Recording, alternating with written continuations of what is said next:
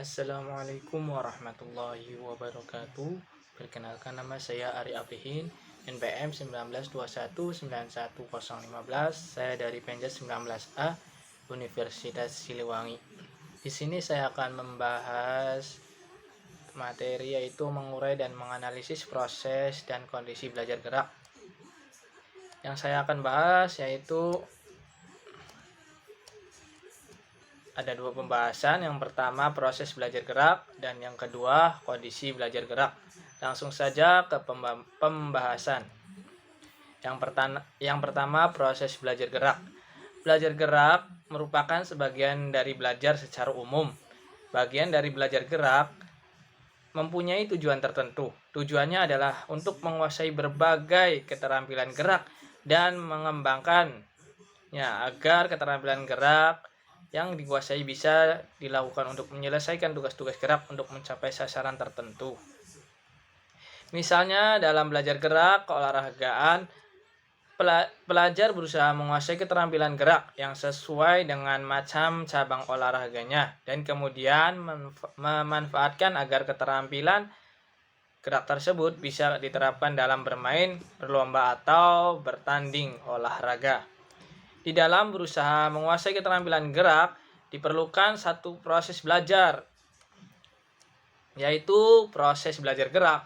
Proses belajar gerak pada hakikatnya berbeda dengan proses belajar. Yang lain berbeda dengan proses belajar kognitif dan proses belajar afektif. Perbedaan yang ada bersumber dari aspek yang dominan.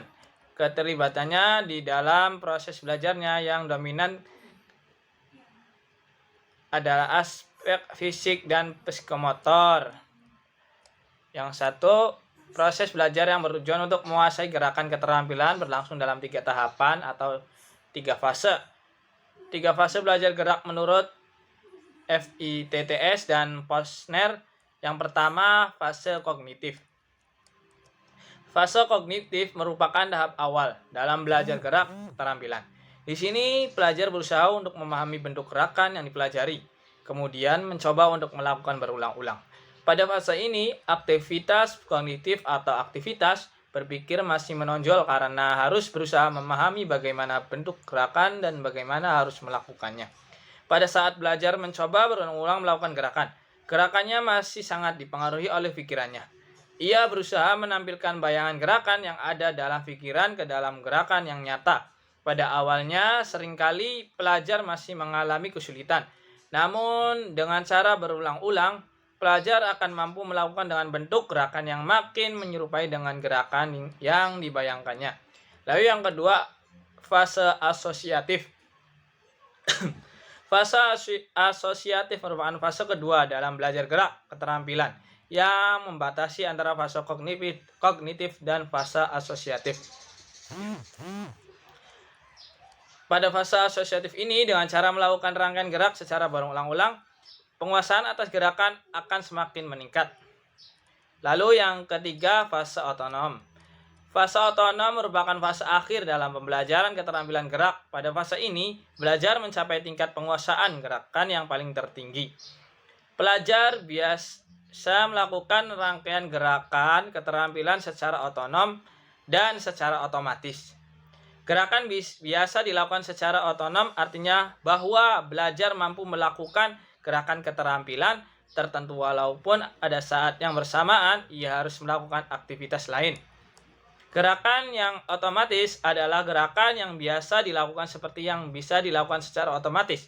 Adalah gerakan yang bisa dilanjutkan seperti yang dikehendaki walaupun ia tidak memikirkan unsur-unsur bentuk gerakan yang ingin dilakukan itu. Misalnya pada permainan sepak bola yang sedang mendribling, begitu ia mengganti bahwa bolanya akan direbut oleh lawan, maka secara otomatis dia akan menjauhkan bola tersebut baik itu dengan cara mendribling lebih cepat atau melakukan gerakan membelokkan bola. Lalu yang kedua yang dibahas yaitu kondisi belajar gerak. Kondisi belajar gerak adalah suatu keadaan yang diperlukan agar proses belajar gerak dapat berlangsung ke arah pencapaian tujuan. Keadaan yang diperlukan itu meliputi keadaan yang perlu ada pada diri pelajar dan keadaan yang ada di luar diri pelajar yang berpengaruh atau yang kenakan pada diri pelajar. Kondisi belajar gerak meliputi kondisi internal dan kondisi eksternal yang masing-masing meliputi beberapa kondisi. Yang pertama, kondisi internal. Kondisi internal adalah keadaan pada diri pelajar yang diperlukan selama proses belajar berlangsung. Selama proses belajar gerak, pelajar perlu yang pertama berusaha mengingat bentuk bagian-bagian gerakan yang dipelajari. Lalu yang kedua, berusaha mengingat urutan rangkaian dari bagian-bagian gerakan dalam gerakan keterampilan secara keseluruhan.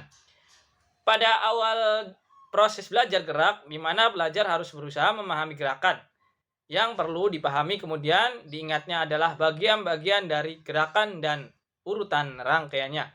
Lalu yang kedua, kondisi eksternal. Kondisi eksternal dalam belajar gerak adalah keadaan di luar diri pelajar yang mempengaruhi proses belajarnya. Kondisi internal yang utama dalam belajar gerak adalah berbentuk stimulus yang diberikan oleh guru atau pelatih. Stimulus tersebut diberikan dalam bentuk pemberian penjelasan gerak.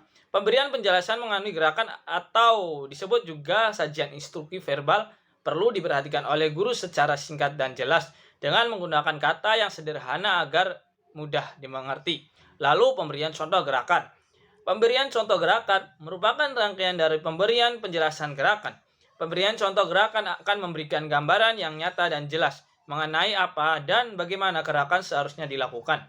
Contoh gerakan sebagai model yang akan ditiru oleh belajar seharusnya dilakukan dengan benar dan diulang-ulang beberapa kali untuk memberi kesempatan memahaminya. Setelah pelajar diberi penjelasan dan contoh gerakan secukupnya, mereka diinstruksikan untuk mempraktekkan gerakan. Mempraktekkan gerakan merupakan kegiatan utama yang melibatkan aktivitas fisik. Sekian yang bisa saya sampaikan. Bila ada kekurangan mohon dimaafkan. Wabillahi taufiq wal hidayah. Wassalamualaikum warahmatullahi wabarakatuh.